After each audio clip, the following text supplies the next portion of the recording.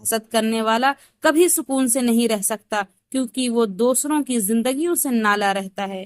حسد ایک زہر ہے جسے انسان خود پیتا ہے اور توقع دوسرے کے مرنے کی کرتا ہے۔ السلام علیکم ورحمۃ اللہ وبرکاتہ۔ حامدا و نصلیا اما بعد۔ تمام تعریف اس اللہ رب العالمین کے لیے ہے جس نے اپنے مومن بندوں کو بصیرت عطا کی، حق و یقین کا راستہ دکھایا اور علم و معرفت دے کر ان کے لیے صراط مستقیم کو واضح فرمایا۔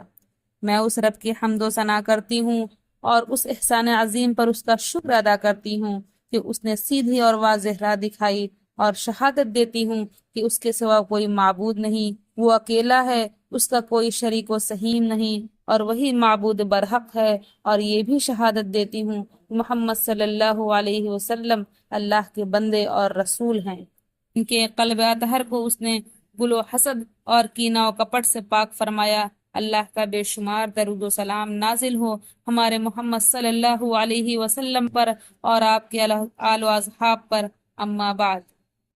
معزز سامعین و سامعات، حضرت ابو ہریرہ رضی اللہ عنہ سے روایت ہے کہ رسول اللہ صلی اللہ علیہ وسلم نے ارشاد فرمایا، بدگمانی سے بچو، کیونکہ بدگمانی سب سے بڑی جھوٹ ہے۔ دوسروں کی ٹوہ میں نہ پڑو، دوسروں کے عیب نہ ٹٹولو، دنیا میں ایک دوسرے سے آگے نکل جانے کی ریس نہ کرو، ایک دوسرے سے حسد نہ رکھو، دشمنی اور قطع تعلقی نہ کرو، اور جس طرح اللہ نے تمہیں حکم دیا ہے اسی کے مطابق ایک اللہ کے بندے کی حیثیت سے بھائی بھائی بن کر رہو۔ ایک مسلمان دوسرے مسلمان کا بھائی ہے، سو نہ تو وہ اس پر ظلم کرے، نہ اسے رسوا کرے، نہ اس کی تحقیر کرے۔ سنو، تقوی یہاں ہے، تقوی یہاں ہے، تقوی یہاں ہے۔ یہ کہتے ہوئے آپ اپنے سینہ کی طرف اشارہ فرماتے ہیں۔ آدمی کے برے ہونے کے لیے یہی بات کافی ہے کہ وہ اپنے مسلمان بھائی کی تحقیر کرے۔ ایک مسلمان کا خون، مال اور عزت سب کچھ دوسرے مسلمان پر حرام ہے۔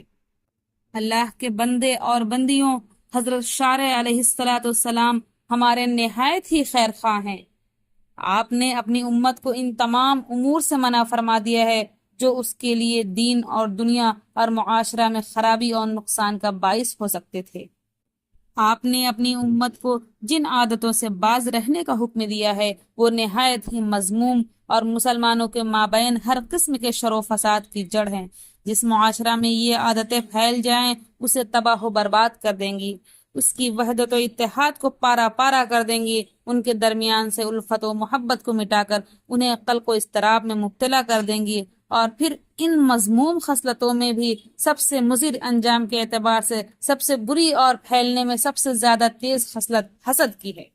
حسد وہ مہلک اور خطرناک مرض ہے جس میں آج اور اب سے پہلے بھی بہت سے لوگ مبتلا ہو چکے ہیں۔ یہی وہ سب سے پہلا گناہ ہے جو اللہ کے نافرمانی میں کیا گیا، یہی وہ گناہ ہے جس کا ابلیس لعین نے ارتکاب کیا اور جس کے نتیجے میں اللہ نے اسے راندہ درگاہ کیا، ملعون قرار دیا اور آسمان سے دھتکارتے ہوئے کہا، فَاخْرُجْ مِنْهَا فَإِنَّكَ رَجِيمٌ وَإِنَّكَ عَلَيْكَ لَعْنَةً إِلَى يَوْمِ الدِّينِ، یہاں سے نکل جا، تم مردود ہے اور تجھ پر قیامت کے دن تک لعنت برسے گی۔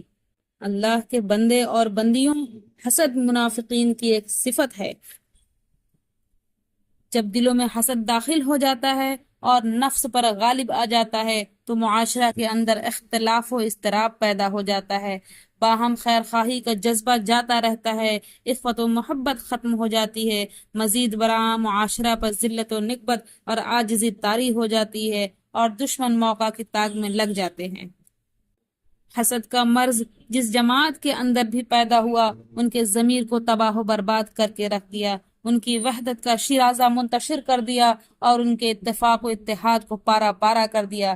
اللہ تعالیٰ نے قرآن مجید کے اندر حسد کی مذمت اور حاسدوں کی توبیخ کرتے ہوئے فرمایا، ام یحسدون الناس علی ما آتاہم اللہ من فضلہ، کیا اللہ نے اپنے فضل سے لوگوں کو جو دے رکھا ہے اس کا یہ حسد کرتے ہیں؟ نیز رسول اللہ صلی اللہ علیہ وسلم نے حسد سے منع کرتے ہوئے اور حاسدین کے انجام بد سے آگاہ کرتے ہوئے فرمایا، یاکم والحسد فإن الحسد یأکل الحسنات کما تأکل النار الحطب، خبردار، حسد سے بچو، کیونکہ حسد اس طرح نیکیاں کھا لیتا ہے جیسے آگ لکڑی کو کھا لیتی ہے۔ ایک دوسری حدیث میں آپ نے فرمایا، لا یزال الناس بخیر ما لم یتحاسدوا، لوگ اس وقت تک خیر سے رہیں گے جب تک وہ آپس میں ایک دوسرے سے حسد نہ کرنے لگے۔ اللہ کے بندے اور بندیوں، حسد نہایت ہی مذموم عادت ہے۔ حسد کرنے والا گویا اللہ تعالیٰ کے فیصلے اور اس کے تدبیر پر اعتراض کرتا ہے، اور بندوں کو اس نے جو نعمتیں عطا کی ہیں اسے اپنے لیے باعث مصیبت جانتا ہے، اور اسی وجہ سے وہ ہمیشہ رنج و غم میں رہتا ہے۔ حسد کی آگ اندر ہی اندر اس کے دل کو جلاتی رہتی ہے۔ حسد ایک ایسا مرض ہے جو حاسد کو حق کے چھپانے اور کسی صاحب فضل کی فضیلت کا اعتراف نہ کرنے پر مجبور کر دیتا ہے۔ حاسد اپنے محسود کے سلسلہ میں جب کوئی خیر جانتا ہے تو اسے چھپانے کی کوشش کرتا ہے، اور جب اس کے بارے میں کوئی نامناسب بات معلوم ہوتی ہے تو اس کا خوب چرچا کرتا رہتا ہے، اور جب اس سے بھی اس کی مراد پوری نہیں ہوتی تو اس کے جانب جھوٹی باتیں منسوب کرنے کی کوشش کرتا رہتا ہے۔ یہ حاسد کے کمزور ایمان کی دلیل ہے۔ حاسد کے دل میں اگر کامل طور پر ایمان راسخ ہو جائے تو اس طرح کے کاموں کے ہرگز وہ جرات نہیں کرے گا جو غضب الہی کا سبب ہو۔ حاسد کے دل میں حسد کی جو آگ لگتی ہے وہ اسی وقت ٹھنڈی ہو سکتی ہے جب وہ محسوس سے نعمتیں چھین جائیں، لیکن نعمتیں عطا کرنا اور چھیننا سب اللہ کے ہاتھ میں ہے، وہ جسے چاہے دے اور جسے چاہے چھین لے۔ حسد کرنے والے کے لیے یہی سزا کافی ہے کہ جب تم خوش ہوتے ہو تو وہ اداس ہوتا ہے۔ حسد کرنے والا کبھی سکون سے نہیں رہ سکتا، کیونکہ وہ دوسروں کی زندگیوں سے نالا رہتا ہے۔ حسد ایک زہر ہے جسے انسان خود پیتا ہے اور توقع دوسرے کے مرنے کی کرتا ہے۔ ناظرین و ناظرات، اللہ تعالیٰ کا تقوی اختیار کرتے ہوئے اپنے آپ کو اعلیٰ اخلاق اور پاکیزہ صفات سے مزین کرو، گرے عادات و اطوار اور مذموم خصلتوں سے بچو، قرآن کریم کے اخلاق و آداب اپناؤ، اور صالح اور مومن بندوں کا طریقہ اختیار کرو۔ السلام علیکم۔